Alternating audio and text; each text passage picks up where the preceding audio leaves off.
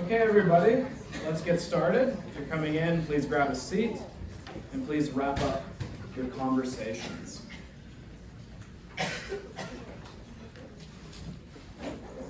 Okay, so last class we finished up the neuroscience chapter. Today we will be starting the chapter on genetics and evolution. This chapter divides up into two halves. The first half is on, at first, just some basic genetic concepts, but the bulk of the first half is on behavior genetics. And then the bulk of the second half of the chapter is on evolutionary psychology. However, before getting into that, there were two or three small things I forgot from the neuroscience chapter that I will briefly mention at the beginning. First off, about the split brain patients. Just for whatever it's worth, the reason that splitting the corpus callosum is a good treatment for epilepsy is when an epileptic seizure starts in one hemisphere, it stays there. It doesn't spread across and take over the whole brain. Additionally, you might think that having a split brain is all downside, but there's one cool little thing that split brain patients can do that almost certainly none of you, or at least very few of you, can do. If you want to try right now, get out two pencils or two pens and try to draw a circle with one and a square with the other at the same time.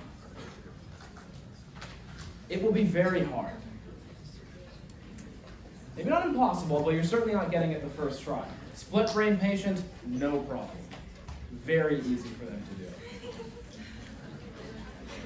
So I'm hearing laughter. I will take that as an indication that it is in fact hard to do. Okay, one other thing I forgot to mention. Okay, you can stop trying now. You can try it later. Maybe some of you will get it with practice. Another thing that I forgot to mention. All right, settle down. Keep your conversations. Another thing that I forgot to mention. So the thalamus. Does anyone remember what the thalamus does? That's okay. You can study it as we get closer to the test. But what the thalamus does is it takes sensory information from the senses and redirects it to the cortex. So if it's visual information, it gets sent to the occipital. If it's from the ears, it goes to the temporal, and so on. But there's one exception to this. I forgot to mention smell. I'm just going to flag that. It won't be on the test, but it's going to come up in later chapters. Smell cheats. It does not go through the thalamus. In fact, it goes quite quickly to the amygdala and hippocampus, as well as the olfactory bulb. Interestingly enough, you may remember that the hippocampus is involved in memory. Smell is the most evocative of the senses. It is the sense that is most likely to bring up old memories. And I'm sure many of you have experienced this. You go into a certain room, you smell something, and all of a sudden, poof, you're in grandma's house eating apple pie or whatever. So smell is very good at evoking memories, perhaps partly because it goes directly to limbic structures like the hippocampus. The final thing that I forgot to mention is the frontal lobes are the last to develop. They're of the four lobes, they develop the most slowly, perhaps because they are designed to sort of take input from learning, right? And develop as you grow and mature. Additionally, they develop especially slowly in males. You may have heard that male brains develop somewhat more slowly than female brains. It is true, especially for the frontal lobes. This explains a lot of young male behavior.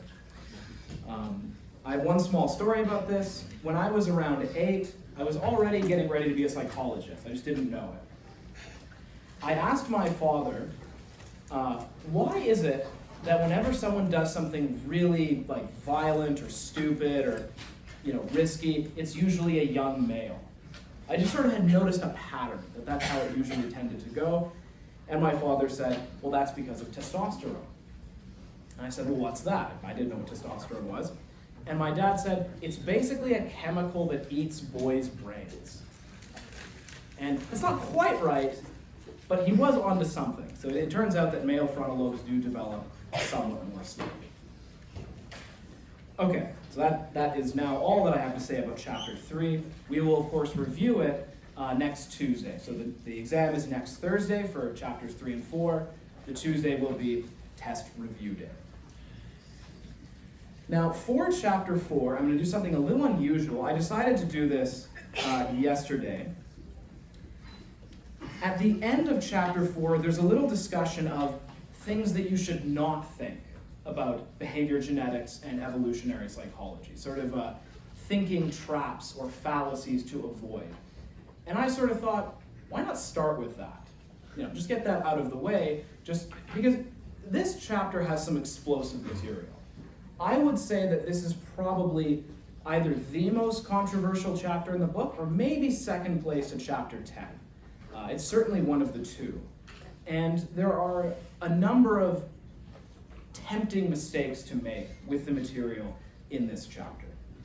So I'm going to start with that. I'm going to start with page 135 with how not to think about behavior genetics and evolutionary psychology. The reason that this section has to be in here is, some of you may know, there is a dark history to research into human genetics. One particularly scary example of this is eugenics. The eugenics movement was very popular in the Western world in the early 20th century, and it was essentially a movement to sterilize or breed out anyone who had traits which we deemed undesirable. This happened right here in Alberta. Alberta had a eugenics board that ended in the 1970s, which is not that long ago. And they would sterilize people, so involuntarily prevent them from having kids if they had a trait that was deemed undesirable. So we don't want to do that. And the eugenics movement depended on a number of mistakes, and I'm going to be discussing some of those mistakes. So one mistake, one thing that we oughtn't to think, is genetic determinism.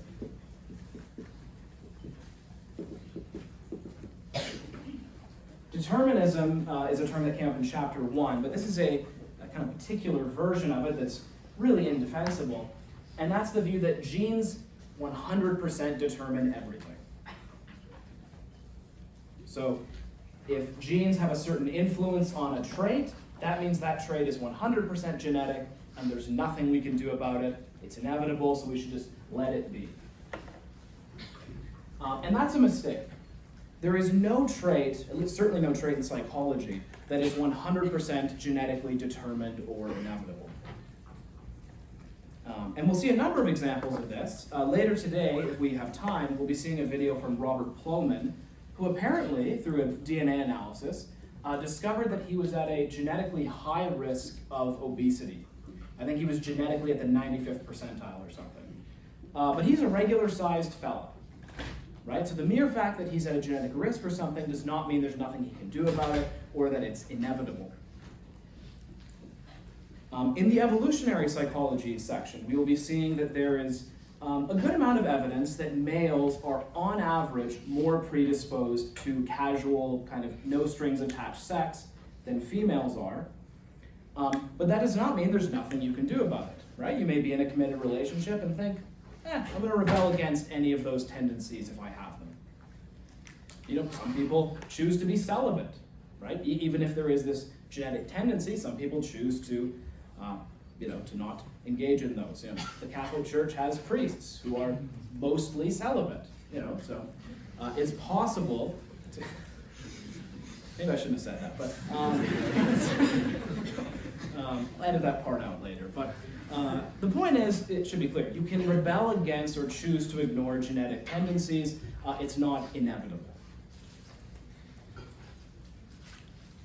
Another mistake, and this one relates more to the evolutionary psychology section, but the idea of teleology in evolution.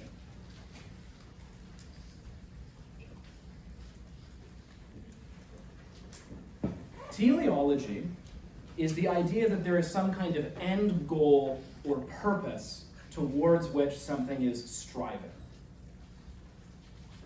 And many people get the impression from evolution that there's some kind of end goal, that evolution is aiming at something, or consciously working towards some goal state. And that is not a part of evolutionary theory. You may personally believe there's teleology in the world for religious or for other reasons, but that's not a part of evolutionary theory. And to read that out of evolution is just a mistake.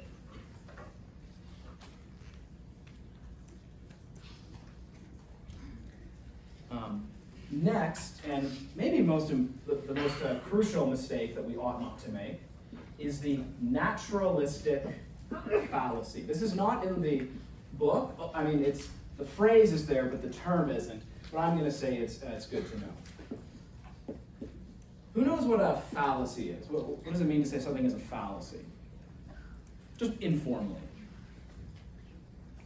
Anybody? Anybody in a philosophy class? Yes. A lie, basically. Close, yeah, like bad reasoning. Like, yeah, it's an inference that is illogical. And in this case, the naturalistic fallacy is the following inference. X is natural, therefore X is morally good.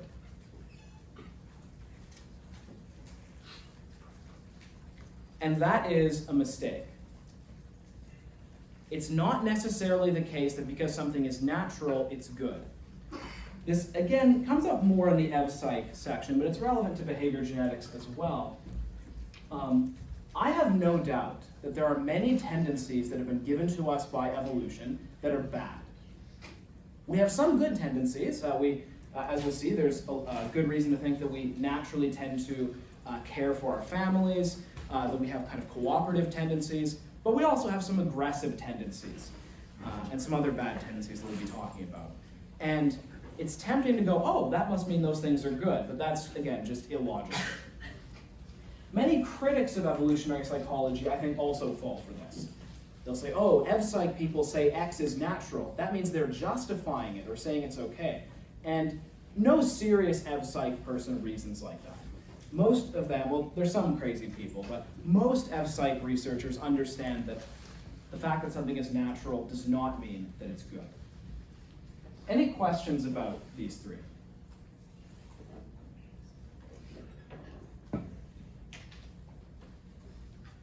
Oh, yeah. I have a question about teleology. Mm-hmm. What school of thought would it belong to that? Would apply? Oh, it's not that it's a school of thought. I mean, you could argue that the eugenicists kind of had that in mind, but it's more so a mistake that lay people make. They sort of get the idea that evolution is aiming for things or trying to work towards a goal. And the book rightly says that that's a mistake that you shouldn't make. But you don't need to know like who thought it or anything. It's more a mistake that lay people make. Any other questions? The book also mentions the term social Darwinism, which is kind of related to these. So social Darwinism is different from Darwinism as a theory of how evolution works. Social Darwinism is a political project. It's a project according to which we should try to speed up evolution and try to kind of get rid of traits that we don't like. And it kind of rests on the naturalistic fallacy, because natural selection is a natural process. And the social Darwinists infer from that, that means it's good and we should do something similar ourselves. But in my view, natural selection is kind of a brutal process. I see no reason to think that we should base our morality on how natural selection works. Okay. Any last questions? Yeah. Regarding the naturalistic stuff, you mentioned the good and bad a lot, but like morally good or? Yes, that's what the bad inference is. Oh, and actually I'm glad you asked that, because I was going to say, you might then wonder, well then how do we know what's right or wrong? You know, we have some tendencies from evolution that we may think are good, some we may be skeptical of. Now, this is not an ethics class, so we won't be getting too much into this, but I think that's up to us. It's up to us to decide which norms we endorse and don't, and I think we're perfectly free to reject some of our tendencies that evolution has given us. But if I said much more about that, this would turn into an ethics class, which this is not. Okay, so now we'll flip back to the beginning of the chapter. which is 107 if you have the book. So the chapter starts with a number of basic genetic concepts. I'm not going to go into too much detail here. This is mostly review from prior science classes. As always, let the key terms guide which ones you focus on. I'll just do a quick kind of crash course run through the main ones. So one distinction that the section starts off with is the distinction between genotype and phenotype. Many of you may have seen this before. Just to briefly review, your genotype is all of your genes. So if you were to sequence your genome, all your DNA, that would be your genotype. The phenotype is all of your traits and characteristics, like your observable traits and characteristics. What color are your eyes? How tall are you? How wide are your shoulders? Whatever, all the traits that you have. And for us, this would also include psychological traits. How extroverted are you? How confident are you? How happy are you? Whatever. All of those measurable traits would fall under the phenotype. And of course, one way of saying what this chapter is about is that it's about how the genotype influences the phenotype.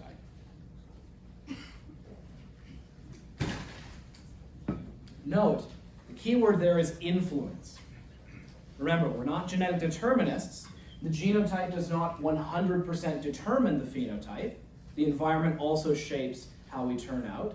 But what we will be studying in this chapter, the ways in which the genotype influences how the phenotype turns out. Okay, so some more facts that are review. So human DNA consists of 23 pairs of chromosomes, so 46 total.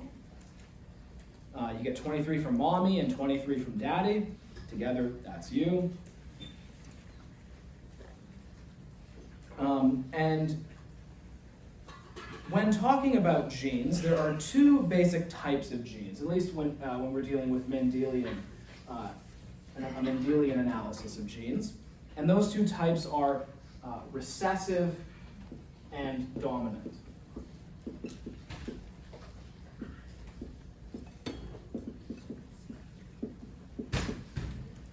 And the easiest way to think about this is if the dominant genes and the recessive genes disagree for a particular trait, the dominant gene wins. It's the tiebreaker. So the example that's usually given is eye color, right? So typically genes for brown eyes are dominant and genes for blue or green eyes are recessive. So if dad gives you a gene for brown eyes and mom gives you a gene for blue eyes, you're getting brown eyes, normally. So to get blue eyes, you need two blue-eyed genes, one from mom, one from dad. So that's another, again, that should be a review, but that's what those two mean.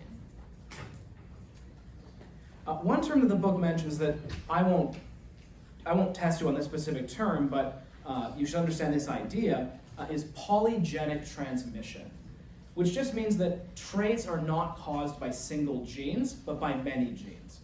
Virtually all of the traits in psychology are polygenic. There are some weird cases, like I think it's Huntington's disease, where if you have one gene for that, boom, you got Huntington's. But for intelligence, for personality, for height, for all of these traits, it's many, many, many genes that contribute little amounts. It's not the case that any of those traits have like one magic, smart gene or whatever.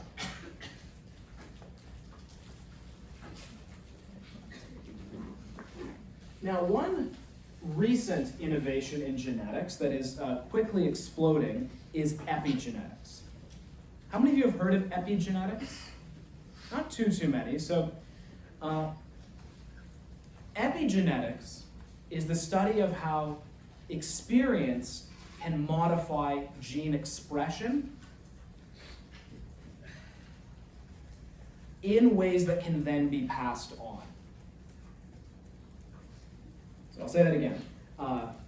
Epigenetics is the study of how experience modifies gene expression in ways that can then be passed on.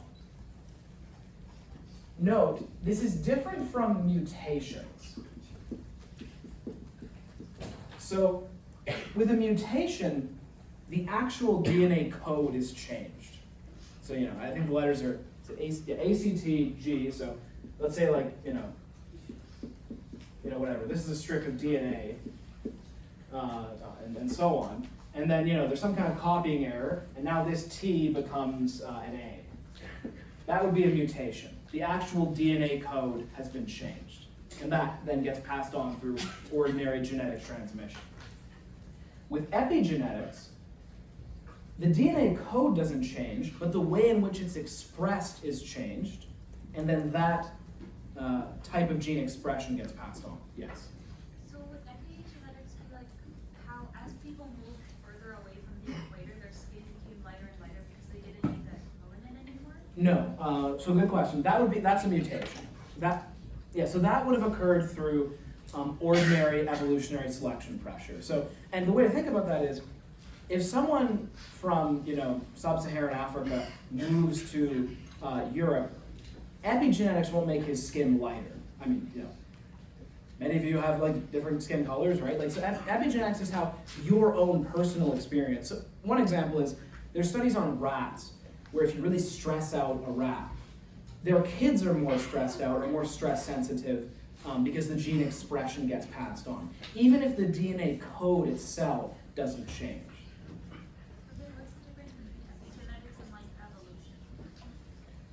evolution? Evolution relies on mutations, so actual changes in the DNA code, which we'll talk about later. So in the case of skin color, what it would have been is, there's random variation in skin color in every human group. Just random changes emerge, and when human groups migrate to colder climates, the people with lighter skin gene variants have more kids than those who don't, and vice versa for those that move to warmer climates. Yeah. So when you say gene expression, there's something in the body that decides which genes are expressed? Or how they're expressed, yes. Now don't ask too many follow-ups because then I'll just say it's outside my area. But yes, there are mechanisms that decide how the genes are expressed, and those can also be passed on, even though it's not literally a difference in the letters of the code. Now I'm not a geneticist, so I can't say too much more than that, but yes, that is how epigenetics works. I think I saw another hand somewhere. Perhaps I was hallucinating. Okay, I'll see a specialist later. Okay. So no other questions on epigenetics or mutations? Okay, another fun new area of research is... Slide epigenetics. 90. What? That's really spooky. Okay, it's obviously something from the Google slides, but okay, I'll have to remember to unmute that when it's time for the video. Another new set of methods that the book talks about, and again, I won't spend too much time on this because this is not my area of expertise, but there are a number of new methods for directly editing the genomes of animals and humans. How many of you have heard of CRISPR? Okay, a few more than epigenetics. So CRISPR is this technology that I think it's based on some kind of bacteria or something. Again, obviously this is not my area, but you can directly edit the genes. You can switch out an A for a T or whatever. And this has been used in all sorts of ways. And if we really wanted to, we could use this to know a lot more about genetics. But again, we can't because of ethics. Ooh.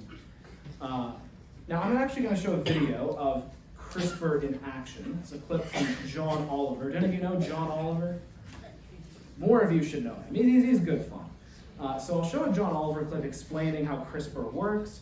Then I'll say a bit more about that, and then we will move on to actual behavioral genetics. So that video is worth watching. John Oliver is very good at being both entertaining and informative. The book also has a discussion of CRISPR as well. Now, we face, in genetics, a similar problem that we face in neuroscience. Ethics prevents us from knowing as much as we would like to know. You'll remember that I said in the neuroscience chapter that if we wanted to know everything about the brain, we would destroy parts of people's brains and look at what they can't do anymore. Same is true here. If we wanted to know what genes did for humans, we would just take CRISPR, take babies and change their DNA and systematically in experiments and look at what happened. That's never going to happen. We don't do that sort of thing. Oh, who knows? Actually, I won't say that. I was going to say if certain political parties won maybe, but I'm not going to do that. So we can't do that. So what we're left with is more indirect methods of inference. And this means, again, that we can't know as much as we do in other sciences. So for things like strawberries, there's a guy I watch on YouTube who's a strawberry geneticist, which I can't imagine a more boring way of spending your life, but he says, look, in strawberries, we know exactly what the different genes do, because we can systematically vary them in experiments, which again, we can't do with humans. This leads to a bit of a paradox.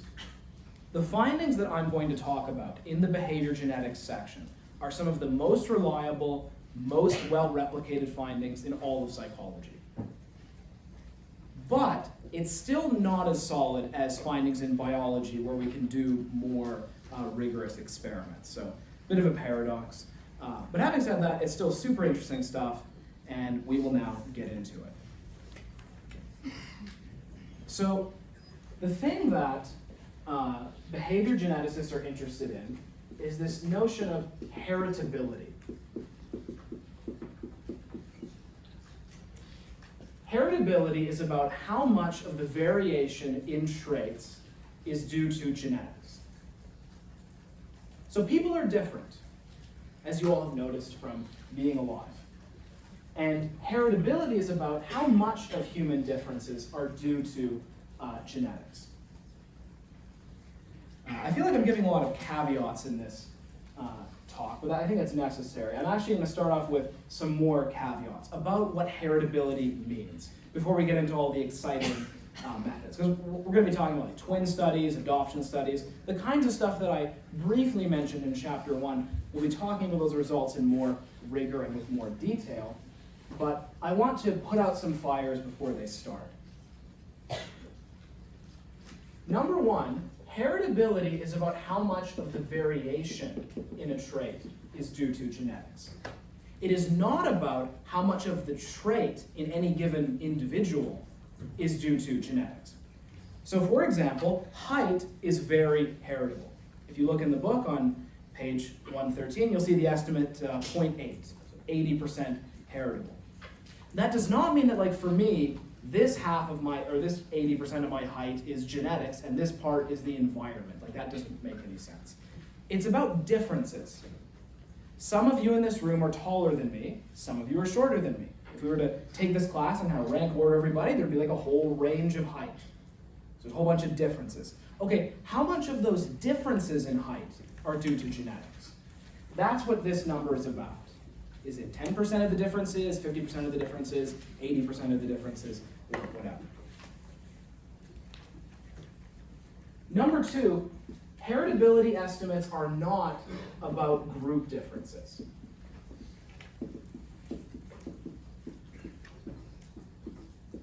There are some, and we don't discuss this in 104, but there are some group differences in different psychological measures.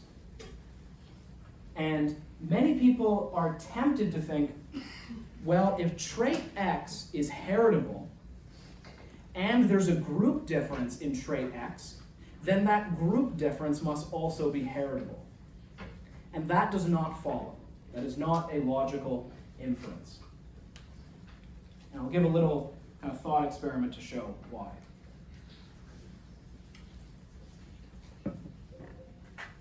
I go into this in more detail in 105, but suppose I took a handful of seed, like grass seeds or something, and I randomly put them into two groups. One of the handfuls of seeds gets planted in really bad soil. This is bad soil. And the other handful gets planted in good soil. So this is obviously a metaphor for a good and bad environment. Now again, the handfuls of seed are genetically the same. They're randomly assigned to these two conditions. So in this soil, the grass seeds are not as tall. In this one, they're taller. Okay. Now, for each of these flower beds, or patches of soil, if you were to analyze how much of the variation in height is genetic, you'd find a very high heritability estimate, right? Why is this one taller than this one, or this one taller than this one? Probably most of the answer is going to be genes, right? Height in plants is very heritable. But if you ask, why is there an average difference between these two groups? Well, that's all the environment in this case, but just based on how I described it. That is to reinforce the logical point that if there is a group difference in trait X, and X is heritable, that doesn't necessarily prove that the group difference is heritable. And this is, again, not the place to go into this in a lot of detail, but it just so happens that in the case of human group differences, the genetic differences are actually quite small. This is a very interesting finding from geneticists. So all humans on Earth are 99.9% genetically identical. Now if you zoom in on the 0.1% of variation, of genetic variation, you make it like a pie chart. So this pie chart is for like the 0.1% of differences. By most estimates I've seen from geneticists, it's probably not quite right, less than 10%, whatever that would be, of human genetic differences are between group differences. Less than 10%, which for some of you might be surprising because, as someone pointed out, they are visually detectable. You can usually tell roughly where someone is from, but genes which control for like skin color and hair texture, well, that's just like a few genes. That's not a very big part of human genetic variation. So we should be very skeptical, I think, that group differences in psychology are due to genetics. So that's kind of two independent reasons. One is the logical reason, which is heritability does not imply that a group difference is heritable. And there's this further point that it so happens in the case of humans that the group differences are small. Yes? Group differences are between groups, and for heritability, we want to look within groups. That's one way of thinking about it, yes. Because within any defined group, you can get an estimate of heritability, how much of the variation is due to genetics. But the heritability estimate just isn't about how much of group differences are heritable. Okay. I'll do the third one, then I'll ask for further questions. The third one, which is somewhat related to number 2, heritability, which I'm just going to write as H to save room, can change depending on the environment.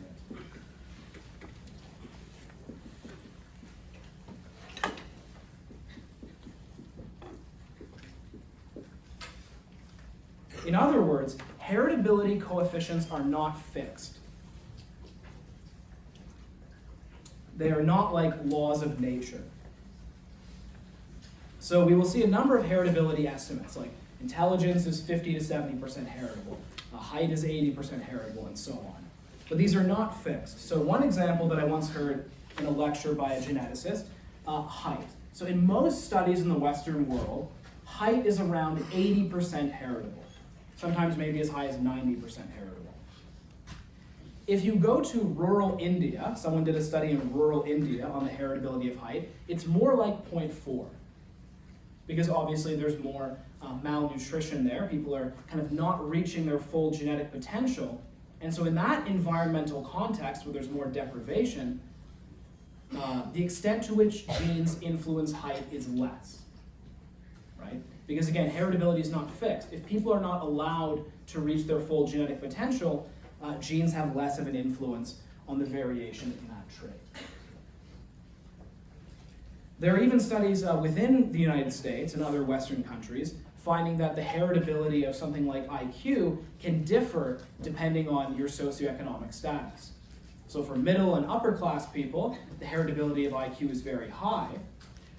For people who are poor, it's still not zero, but it's measurably less than for people who are high socioeconomic status. Because if you're more poor, you're not reaching your full genetic potential, and so there's less genetic contribution to the variation in the trait. Okay. Any other questions about these three very important caveats? Okay. Good. Well, you're doing better than a lot of people if you understand these three, because in a lot of popular articles, people make very silly mistakes about these three.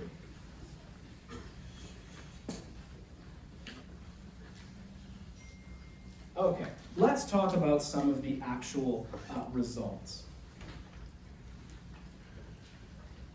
So one method that we actually didn't talk about in chapter 1 is a certain kind of adoption study. Not the twin kind, but just ordinary adoption.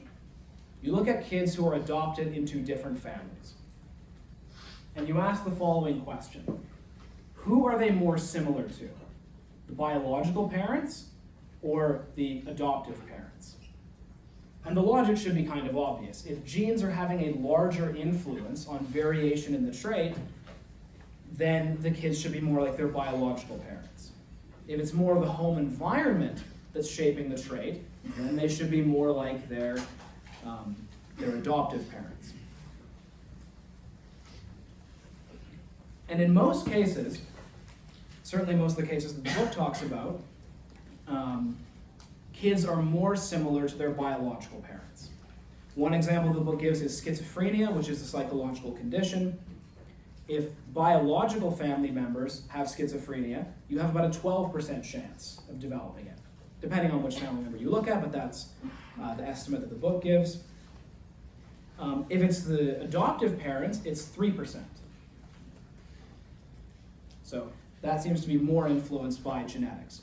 The same is true for tendency to commit violent crime, for IQ, for personality, and for various other psychological traits. Many of the studies, including some in the book, focus on the correlation with biological fathers. You might wonder why they use fathers. And the reason is with biological mothers, there's a big confounding variable. Can anyone think of what it is? What's the downside of using correlation with the biological mother as an estimate of heritability? Maybe yeah? The 9 months the baby spends in the womb. The 9 months the baby spends in the womb. Maybe if the mother's more poor, right? Maybe they're exposed to more, negative elements in the environment. Maybe they're more stressed. That can influence the child. So there's more that could be influencing the kid to be like the mother other than just her genes. Whereas, as you all know, all that the dad contributes is the genes. That is a better way of estimating heritability. I'll note that the book mentions one case where there is an interaction effect. So, in the case of tendency towards violence, let's say that the bio father, let's use X for has a history of violence, and the adoptive father is good, so no history of violence. The kid is more likely to have a history of violence, to be arrested or other measures. I forget exactly what the measures, but there is a biological influence there. If the bio father is good and the adopt father has a history of violence, the kid is not especially likely to engage in violence. But if both the biological father and the adoptive father have a history of violence, the kid is even more likely than this kid to engage in violence. This is an example of an interaction effect. Remember from chapter 2 that an interaction effect means the effect of one independent variable is different depending on the other one. So in this case, the environment, the home environment, does not have a large effect on violence if the kid has no genetic risk. But if the kid does have a genetic risk, the environment gives you a bonus risk of committing violence. Right? You have more of a risk of engaging in violence if you have the extra bonus of having not just a biological parent who has a risk of violence, but also adoptive parents who have a risk of violence. I may have said that in a bit of a convoluted way. Does that example make sense? Any questions about this example? I'm seeing nods. Okay. So genes, risky home environment alone does not give you much of a risk. Genetic propensity gives you a decent risk. If you have both together, you get a big risk.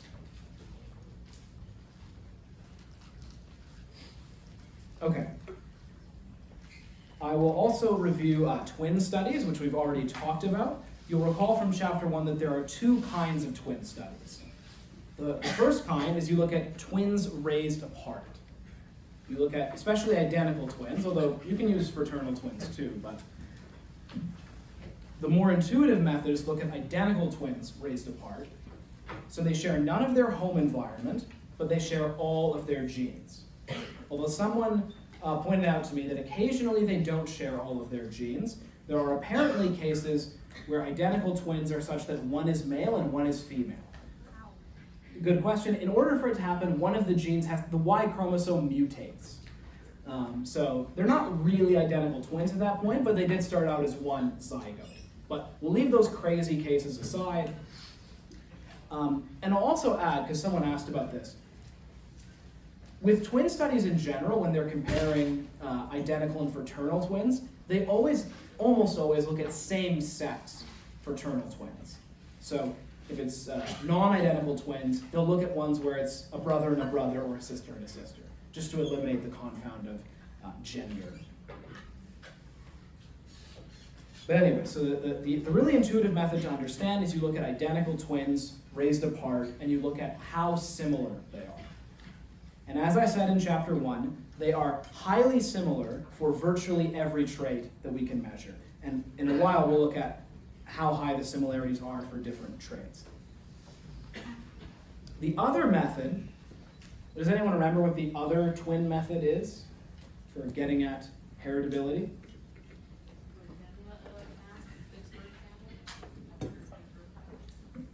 So it's within the birth family. But how do you get an estimate? What's the procedure by which you get some kind of estimate of how genetic a trait is? So I know, I guess it's been a while, but you compare the identical twins to the fraternal twins. If a trait is genetically influenced, then the identical twins should be more similar than the fraternal twins because they share twice as many genes. They both share all of the home environment, right? They're both raised by the same parents, but if genes make a difference, then the identical twins should get a bonus amount of similarity. Now, you do not need to know this, but if any of you are curious, there's actually an equation that these models use to get a heritability number from identical twins and fraternal twins. So if any of you are curious about this area, this is the equation. So heritability, which is 0 to 1, is equivalent to 2 times RMZ, which just means the correlation for monozygotic twins. So you look at identical twins, what's the correlation between 0 and 1? So if the correlation is like 0.9, they're very, very similar. If it's 0.1, 0.2, they're not that similar. Minus the correlation for dizygotic twins. So to make it concrete, let's suppose that and this is, again, for twins raised together. We're not looking at any adoption stuff. Let's say that for, extroversion, and these numbers I'm just making up, let's say that identical twins raised together, the correlation is 0.7. So, pretty similar, not 100%, but pretty similar. And the correlation for dizygotic twins is 0.5, or 0.5. So what you do then is you do 2 times this. So 0.7 minus 0.5 would be 0.2. So the heritability estimate would be 0.4. That would mean the trait is 40% heritable. If you work through it, you can get a kind of intuitive feel for why that's the case. Again, you will not be tested on this. If any of you are interested in reading the literature further, this is one of the main ways that's used to estimate heritability.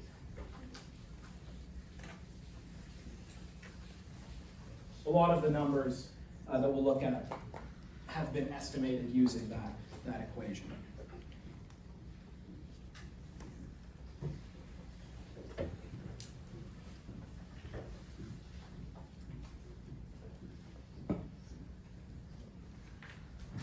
Okay. So now we'll look at some specific findings. The first one we'll talk about is IQ. But before talking about that, I'm actually going to add another distinction. So I've been talking so far about genetic influences on a trait and environmental influences on a trait.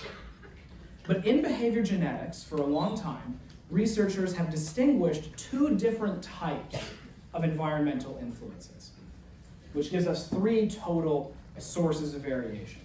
So the first source is heritability, so genes. The second source is what's called the shared environment.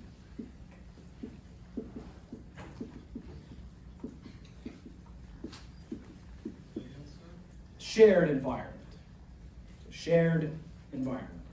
And the shared environment is the environment that is shared by siblings. Shared by siblings. So how your parents treat you, how rich they are, what neighborhood you live in, where you go to school most of the time. All of those would fall under the bucket of the shared environment. All the things that you and your siblings share in common. And then the non-shared environment is everything else. Everything that's not genes and not the shared environment is the non-shared environment. So this can include like your particular niche group of friends, which often differs between siblings. Could be a particular teacher you had in elementary school or whatever. It can also include just random events. You're riding your bike clumsily, you fall off, you hit your head, and you damage something. That's technically an environmental contribution to who you are. And if you think about your life, certainly when I think about mine, you often notice that there's a lot of things that could have gone one way or could have gone the other, and your life would be completely different. I wasn't planning on saying this, but here's just one example.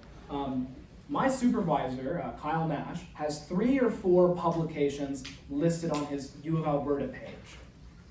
If one of those had not been there, I would be in Georgia right now. Because the way I picked schools to apply to was I had a long list and I just cut any of the programs that didn't have someone who worked on moral psych, confirmation bias, or psych of religion.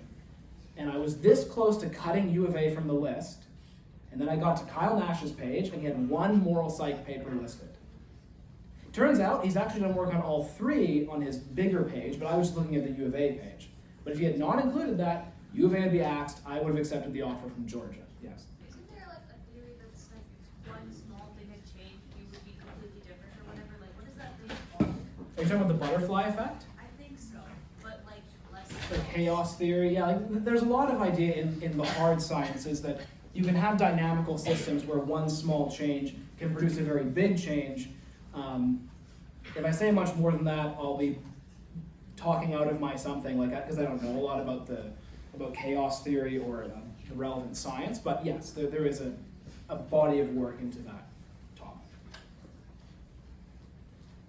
Okay, any questions about what the differences between these 3 are?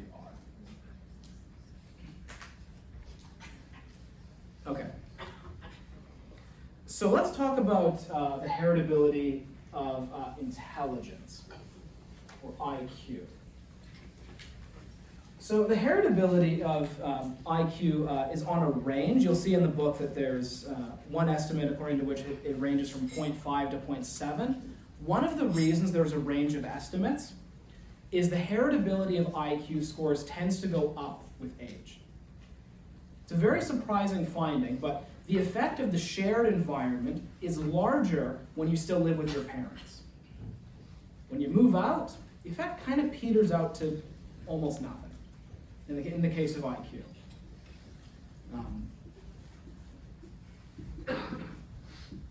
So the heritability of IQ is quite high. And by the way, I'll say a little bit because we're not going to cover IQ in this chapter, but the way that IQ tests are designed is you give samples of people large batteries of mental tests, like reaction time tests, vocabulary tests, math tests, all kinds of tests that involve kind of cognitive problem solving. You try to give lots of different types, spatial ones, mathematical ones, anything you think of, and what you find is they are all strongly positively correlated, whatever kind of test it is. And what IQ tests are about is measuring basically how good you are at doing lots of different types of mental tests. And as I say, the scores on these tests are very heritable. Something like 50 to 70%, although actually in adulthood, some estimates have it as high as 80% because it tends to go up with age. Behind, yeah, you first.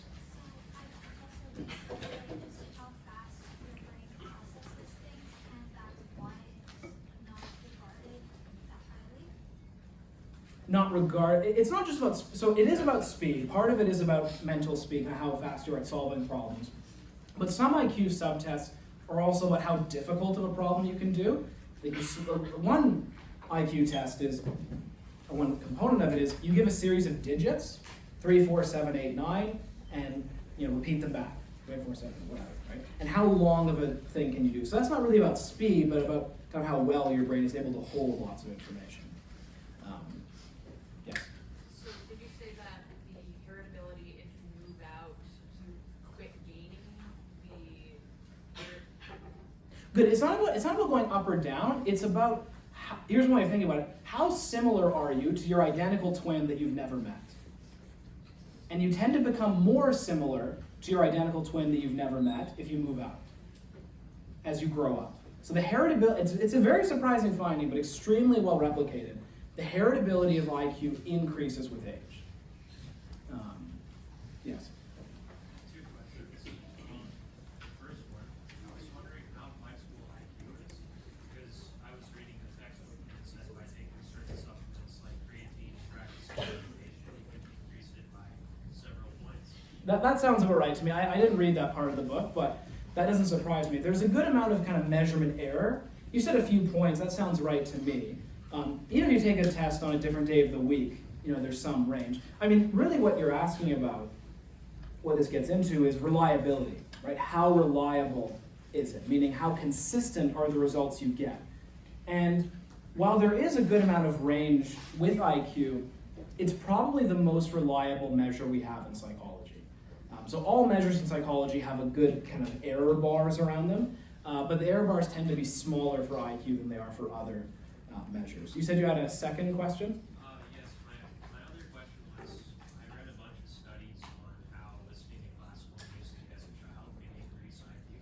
I was wondering, why does that specifically correlate with classical in comparison to something like jazz? I have no idea. I've never looked at those studies. It could be true. I'm not like mocking it, but the answer is I have no idea. I'm sure someone's written a paper about that. Any other questions? Okay.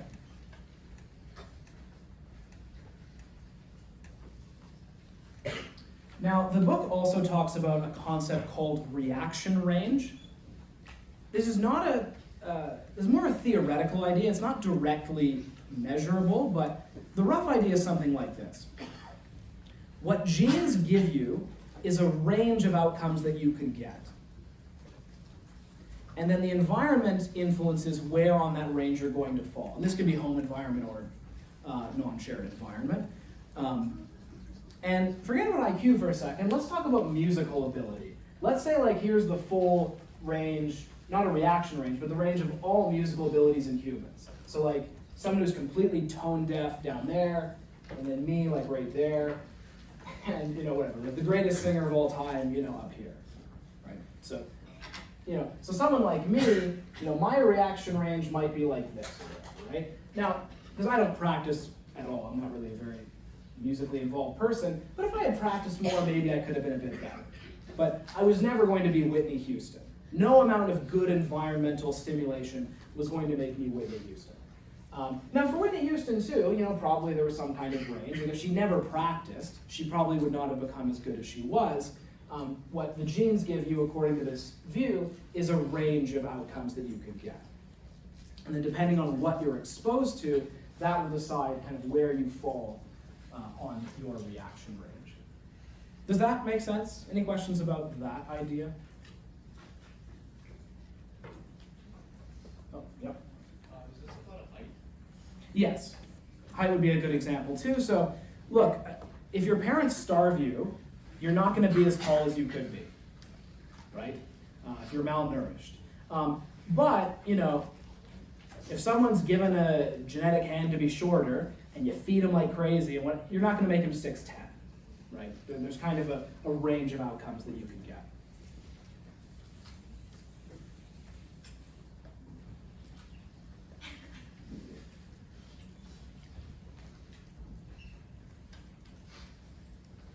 Okay.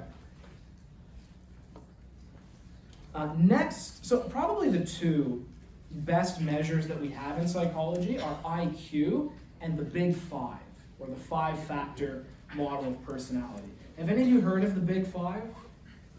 A few? So how many of you have heard of the Myers-Briggs? More. It's very depressing. So I don't know why the Myers-Briggs is more popular. By any standard, the Big Five is a better measure of personality. It's more well-validated.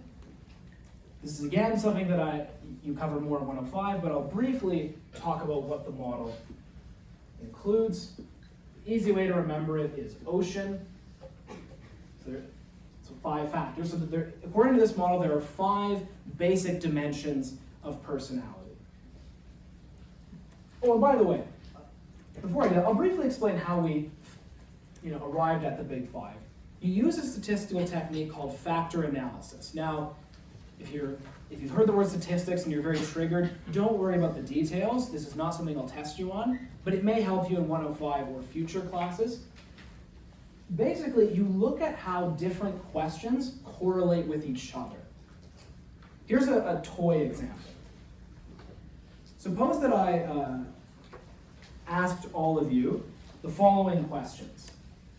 I asked you, how many parties have you been to in the last month? That's one question. I ask you, how much marijuana have you had in the last month? How much alcohol have you had in the last month? And I ask you, how many sets of black cards do you have? Like black playing cards. It's kind of a random, dumb question. Here's what you could do, or here's what you would find if you did factor analysis. People who gave a high answer to this one, not like marijuana high, but like, they said more parties, although as they probably go together, but would probably be more likely to say they had more alcohol in the last month, right? Does that sound like a good intuition? I mean, I haven't done the study, but I would bet lots of money that these 3 would kind of go together. People who said yes to this are more likely to say yes to this, and so on. And here's roughly what you can do with factor analysis. You can look at how much the items cluster together. So I've color-coded this. This is very advanced stuff we're doing here. So the green is the marijuana question, the blue is the parties question, and the red is the alcohol question. They would probably cluster together. And then the cards question would be like, it would not be near here. It'd be like way off in statistical space. Whereas these 3 would probably bunch together. So again, you don't need to understand that in detail, but the way this relates to the big five is when you give people large batteries of questions, how much do you like people? How often do you go to parties? How much do you like painting? How easily does your mood change? A bunch of random questions. You can look at which ones tend to go together. And what you find is there's 5 clumps. I'm oversimplifying a little bit, but roughly what you would find is something like this, right? There are 5 kind of sets of questions that seem to go together. With IQ, there's 1. Again, we won't get into that in this chapter, but factor analysis tends to find 1 clump, which is interesting. And the 5 names I'm going to give here are basically the labels that are given to these clumps of questions. So that's where the big 5 comes from.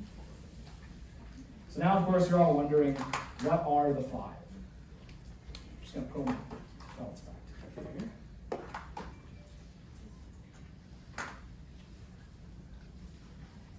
So the 5 are openness to experience. That's number 1.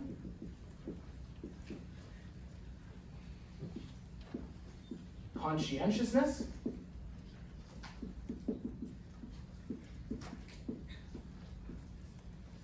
Extroversion. And all of these exist on a range. None of them are on or off. You can be high, low, medium, whatever. They're all on a range. Agreeableness. And neuroticism. Those are the 5, and I'll say a bit about each of them.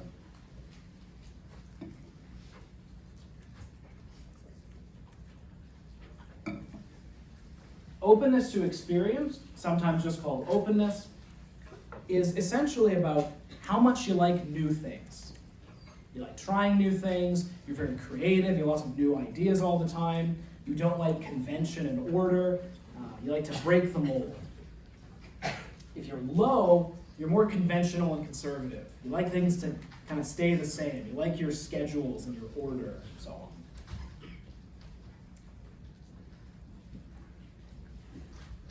Conscientiousness, if you are high in conscientiousness, you are hardworking and detail-oriented. So you're very industrious, very driven, very clean, well-organized, and so on. If you're lower, whatever. Your room's a mess, you don't really give a shit. You don't pay attention to detail, maybe a little lazy, and so on. So all of those things tend to kind of go together. Extroversion is, most of you probably know that word. The higher you are in extroversion, the more you like people. Very outgoing, socially confident. You like having lots of friends, going to lots of parties, and so on. Agreeableness, how nice and polite are you? If you're high on agreeableness, you're compassionate, easy makes me not the right word. You don't like starting fights. If you're too high, you might be a bit of a pushover. That could be the downside. And if you're low, there's different ways of saying what it means when you're low. If you're agreeable, you'd say someone who's low is a jackass. And if you're low, you'd say, no, I'm just assertive. Okay, well, whatever. By the way, this is where that effect comes. You may remember I said on the first day that nice people make less money. This is what I mean. If you measure agreeableness, it is negatively correlated with income. Not by a law, like don't lose sleep if you're agreeable, but there is a measurable negative relationship there. And then neuroticism is sensitivity to negative emotion. So your mood is more unstable if you're high in neuroticism. Especially depression and anxiety. Okay, any questions about the big 5? You don't need to know the details. I might ask one question maybe about it, but what we're more so going to look at is the heritability here. Yes? Does that matter what age you do the test? Is that going to change the result? Yes, I mean, depends what you're asking, but in terms of reliability or stability over time, the big 5 the 5 factors tend to change more until you're around 30. They slowly stabilize. After 30, they're pretty reliable, like IQ is. IQ stabilizes a bit earlier, but does that answer your question? Yeah. Is neuroticism correlated to like hormones? I don't know. And if I guess, I will lose my job. So, so I don't know. I'm sure there's research in that, but I don't know. What age does IQ stabilize? Late teens, I think, is the standard. Not 100%, but the reliability increases, and eventually it becomes pretty high around. Although, by the way, I will say, again, this is not the chapter on IQ, but IQ is not the sort of, 2 things are true at the same time. On the one hand, IQ has probably more predictive validity and reliability than anything in psychology. But it's still not that high. In psychology, we just don't know that much. So in the case of grades, for example, IQ explains about 25% of the variation in grades, which is pretty good for psychology, but that means that 75% of the variation is stuff other than IQ. So it's not the sort of thing I think to obsess over. Any other questions about the Big 5? Okay. So how heritable are these traits? Around 40 to 50%. So, not as high as IQ, but definitely not 0.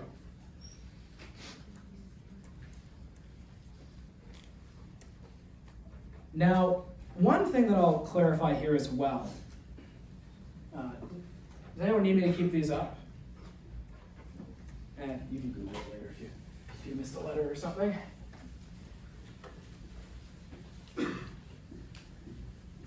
I would argue that the large body of behavior genetics research gives us very good reason to believe that genes influence behavior and psychological measures, but we don't really know how. So I'll just write this out. So this is a good thing to keep in mind. We know that, and when I say no, I mean as well as we know anything in psychology. Maybe not with the same degree of confidence as we do in the hard sciences, but as well as we can in psychology, we know that genes influence behavior. But we don't really know how. And I'm going to spell this out. The book has a discussion of this as well, but I'm going to add some of my own examples. Don't really know how genes affect behavior. And here's an example. Think about extroversion. So extroversion is, 40 to 50% heritable, depending on the study that you look at. And you might think, oh, that means like there's a gene, or it would be many genes. There's many genes that like shape your nucleus accumbens to like people or something like that. But we actually have no idea if that's true. In fact, it's perfectly possible that what's actually going on is something like this. It could be that the gene produces a trait,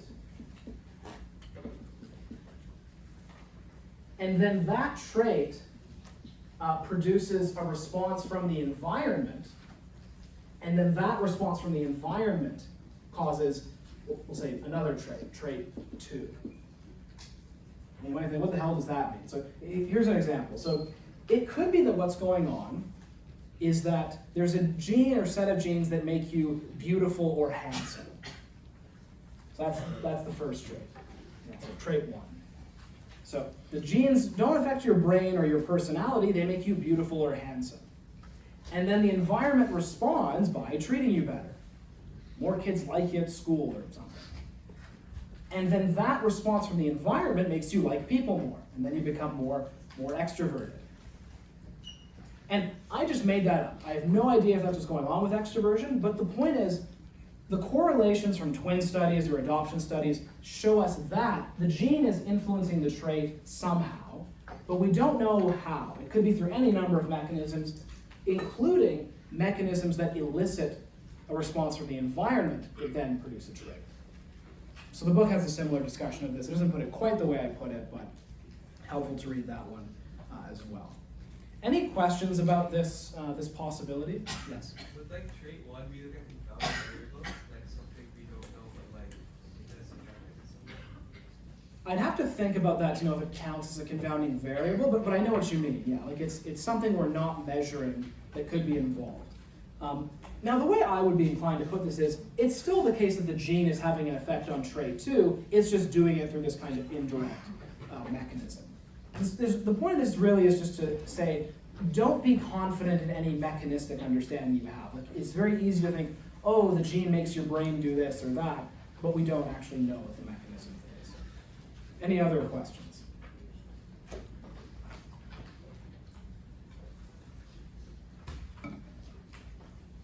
Okay. So now I'm going to bring up something that's not in the book, but it's a nice summing up of what is in the book.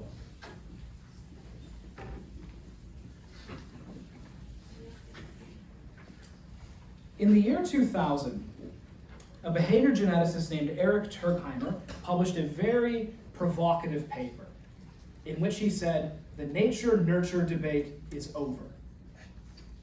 It was a little bit of an overstatement. As I just finished saying, we often don't know what the mechanisms are that underlie heritability or other measures. But what he meant was, there's enough evidence now to have a pretty good idea of what the heritability is for various traits and what the effect of the other types of environment is. And his paper included something that's come to be known as the 3 laws of behavior genetics. In some places now, I call it the 4 laws, because there's kind of a 4th law that people have slapped on. So if you see 4 laws or 3 laws on the test, it's the same thing, it's just that the 4th law is one that's been added on. But he came up with what's called the 3 laws. These laws are not laws in the strong sense of the physicist, but they're very good first approximations. If you want to make bets, you should bet on these. Like, these are almost always roughly right, with some exceptions that I'll talk about. So here are the 3 laws. Number 1, everything in psychology is heritable.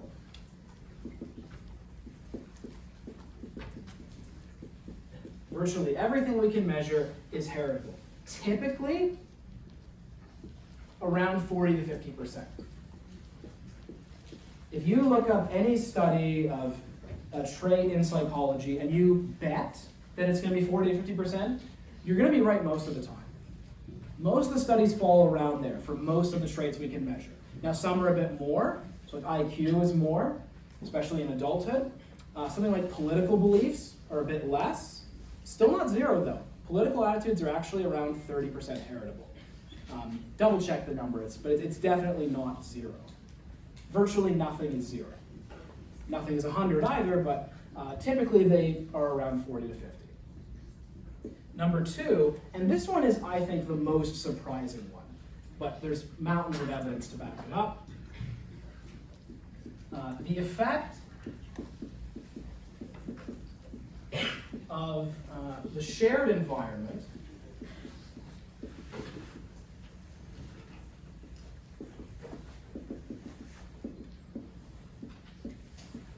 is less than genes. Or smaller, I guess smaller is the right way to say it. Is smaller than genes.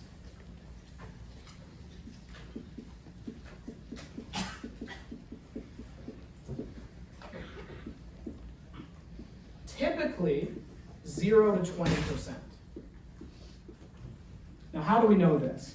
So here I have to talk about some different methods. One method, which I guess I mentioned in that game on the first class, is you can look at what are called adoptive siblings. So adoptive siblings share all of the shared environment, right? They're raised in the same family, but they're both adopted from different biological parents. So they share none of their genes in common. All they share is the shared environment. When they grow up, they are typically not similar at all for many traits, or only very slightly correlated. And you should always check, if you ever see a paper, or even in the book, an estimate of the effect of the shared environment, double check if it's on kids or adults. Typically, the effect is larger of the shared environment. The effect of the shared environment is larger than its kids. It's a good thing to always check. But typically, the effect works out to 0 to 20. There are some exceptions. So one exception is educational attainment. Interestingly enough, the effect there is larger than 20%. I think it's like 25 or 30. Again, you have to look at the exact estimates, but political and religious attitudes, it's higher, which is not very surprising. The family in which you grow up has a pretty big effect on religious and political identification. But for most psychological traits, it's less than 20%. As I say, I think that's the single most surprising finding from behavior genetics. And then the third one is, there's different ways of saying this, but I'll just say the effect of the non-shared environment is large.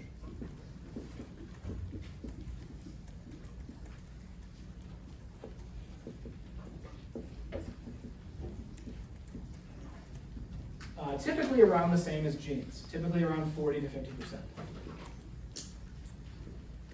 Again, you'll see lots of variation. If you pick up a behavior genetics paper and you don't look at the results and you make a bet, if you bet these three, you're going to be right most of the time. And in fact, if you look at page 119 in the book, they have a whole list of psychological traits in one study that measured very many traits. Almost all of them are around here.